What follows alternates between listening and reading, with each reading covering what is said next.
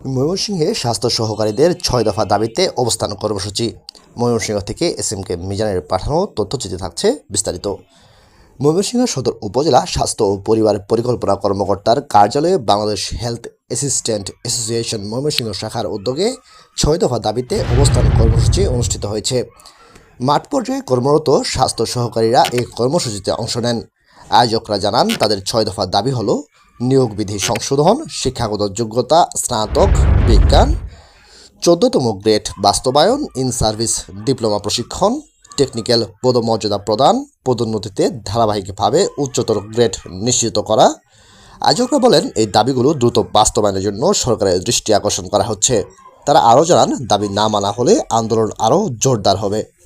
আপনারা এও জানেন, বিগত সময়ে বাংলাদেশের যখন করোনা ছিল, করোনা চলাকালীন সময়ে সকল অধিদপ্তর তাদের অফিসে তালা ঝুলালেও বাংলাদেশের স্বাস্থ্য সহকারীরা বসে থাকি নাই।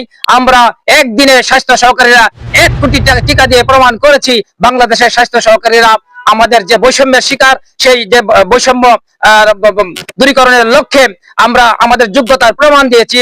বিদায় আমরা আশা করি আমাদের যে দাবিটি আমাদের অধিদপ্তর প্রেরণ করেছেন তা গ্রহণযোগ্য। এই মর্মে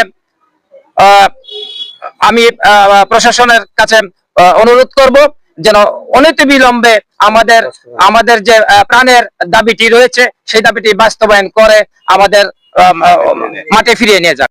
বৈষম্য বেড়াজালে আবদ্ধ ছিল, আমরা 5ই আগস্টে বৈষম্য মুক্ত হয়েছি। বৈষম্য মুক্ত আন্দোলনের মাধ্যমে নতুন বাংলাদেশে আমরা সরকারের কাছে আহ্বান জানাবো, অনুরোধ রাখবো যে আমাদের দাবিগুলো পূরণ করে বাংলাদেশের স্বাস্থ্য ব্যবস্থায় মাঠ পর্যায়ে যুগোপযোগী পদক্ষেপ রাখার জন্য আহ্বান জানাচ্ছি।